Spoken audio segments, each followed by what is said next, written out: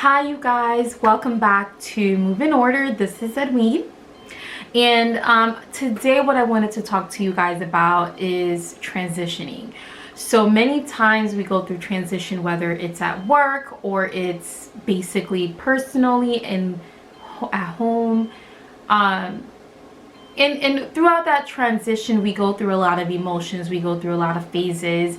And so I wanted to just talk to you about what to do and how to do when you're transitioning, because I kind of basically go hand in hand with my previous video that I just did. So I'm just gonna link it, and in that way that you can look over it. It's basically about, you know, what to do to help you grow professionally and personally, but this also ties in. And if you see me looking down, that's because I do have my notebook and I have some things jotted down, so that way that I can make sure that I'm hitting all the points that I want to make with you guys. Okay.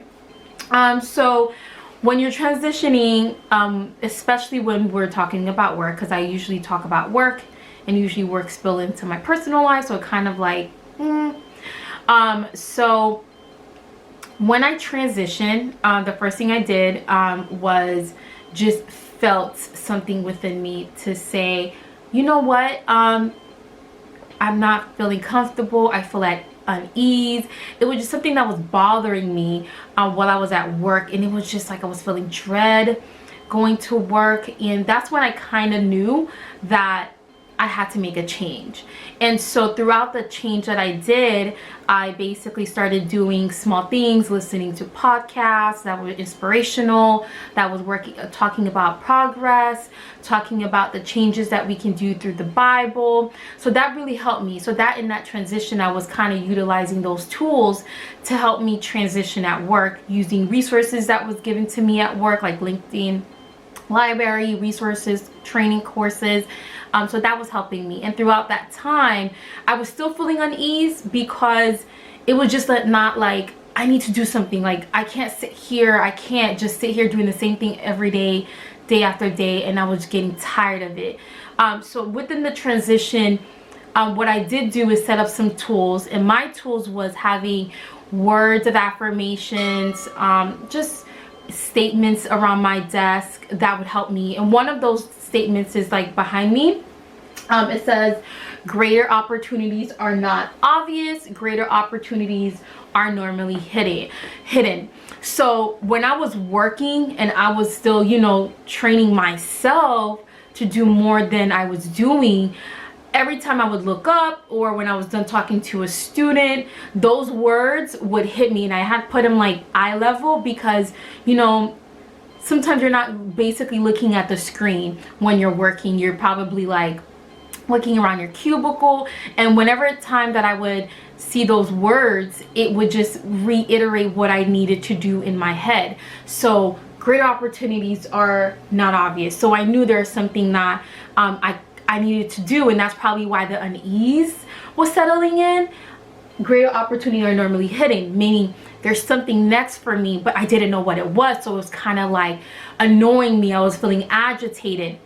Another thing that I did was, this is basically the grace of God empowers us. It was speed of different breakthroughs that Pastor Gray had taught in one of his teachings. And so that really helped me, because I wrote down, and I think it helped me a lot, because I would read it back over, listen to his sermon again, and there was just things that was just constantly making me realize certain things. So speed of purpose, speed of authority, speed of breakthrough, speed of relationship. So all of those, no lie, was what I was being agitated.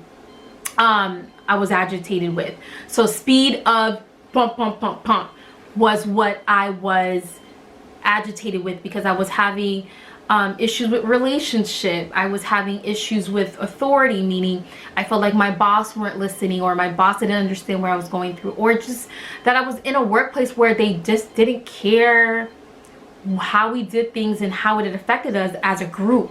So there were so many things that was bottling down. So those things helped me a lot. Another thing that I did was I basically also had a vision board. Now, vision board comes in many different forms. Some people have digital vision boards. Some people have posters. I have a vision board that I look at every time that I work. Some people have it where it's in a notebook. It's in a notebook like this, and each page may be something different regarding what they visualize for themselves in the future or that they're working on currently. So that helped a lot. And I used to do a vision board with me and my friend. We would go to the library, and early in the morning I had to schedule it a week in advance because the rooms will go out quick. And one day I scheduled booked a room for 4 hours, and within those 4 hours what I did was me and my friend, we had our newspapers, we had our clippings, and we did a vision board.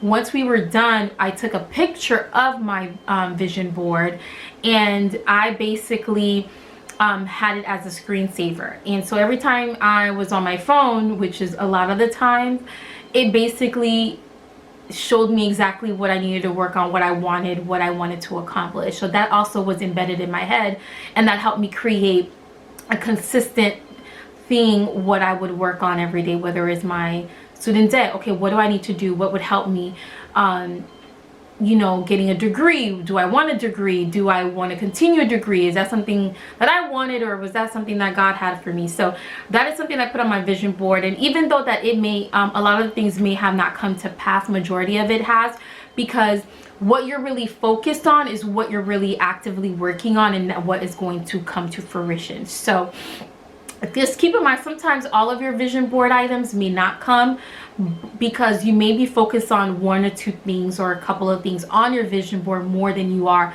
everything overall. However, it really depends on how you structure your vision board. And I'm not gonna lie to you, I used to put everything on a vision board. Now I specify on certain areas that I want to work on, that I know I can work on, and then once I've completed something, I can move on to the next and add something different to help me accomplish.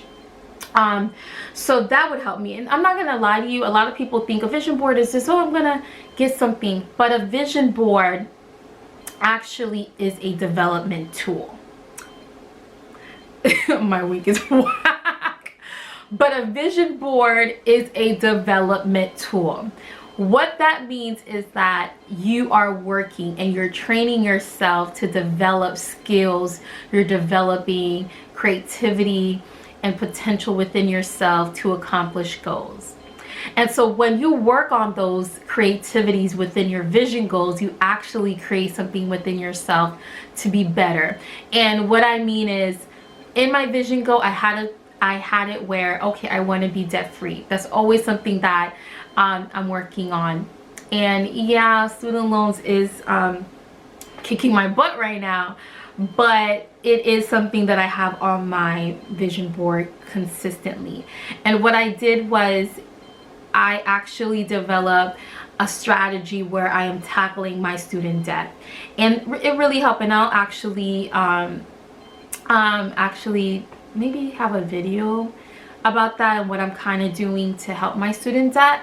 So if you definitely want a video on that, you know, put it in the comments below, and I'll make a video for you guys of what I'm currently doing and what's been helping me with my student debt. But other than that, like, you know, a vision board is a development tool. So people may not realize that, but it is. It actually helps you with your goals in a sense, if you think in that sense, because you develop ideas on how to tackle certain things in your area. So, and that's what it did for me. I was trying to figure out, okay, I need to complete my bachelor's degree, so what do I need to do? And also I had it where, do I want another degree, like a master's? And I was contemplating if that's going to be effective or not. So that helped me whether or not to move forward in my education. So also, like with your vision board, what I've realized a lot of the time is more words, less pictures for me. I don't know if it's gonna work for you. So what I did was, I'll have a picture and then I'll have words. So I have a picture of a school, and then I'll have debt free. I'll have a home, because you know I'm going to be a homeowner. I'm claiming that, receiving that in the name of Jesus. I have a picture of a home, and then I'll have like mortgage free, or I'll have like a money roll, and I'll put like financial freedom, financial wholeness in there, because I am setting tools. Or I'll have some words that says I'm creating different avenues in order for me to get the amount of money that I want to have in my account. So you know, you have different things in your vision board. So this was like past vision. Now when I had my visual aids around my desk, around my cubicle, it actually kept reminding me on what I wanted to do, what I wanted to be, what I wanted to become, and constantly it was a reminder to myself.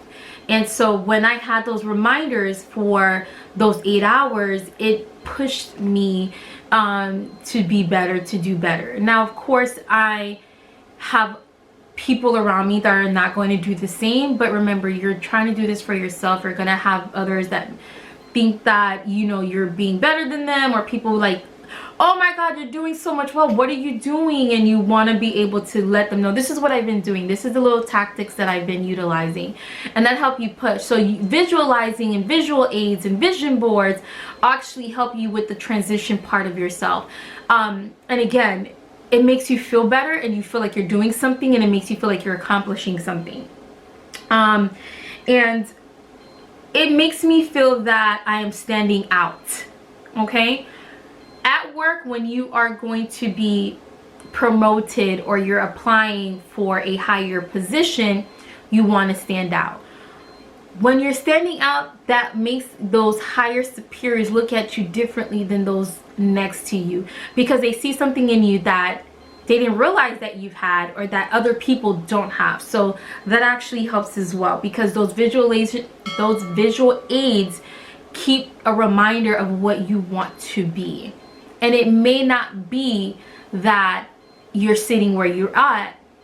I'd definitely be in a different department. Again, different job, different atmosphere, or totally different career field.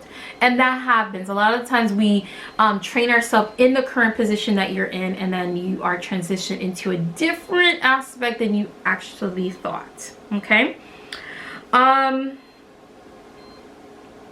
So yeah, I think I hit all the points that I wanted to make in regarding to the transition utilizing visual aids, because it actually helps you in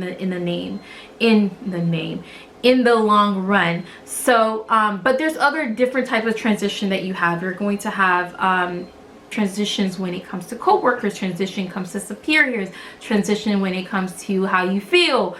But I definitely wanted to help you in the sense of using these steps to basically move up, to better yourself. So if you have any questions, if you have any comments, you guys let me know what visual aids that you've utilized to grow yourself, or what visual aids that you're using now that is helping you, so that way that you can actually transition to a better position in your life.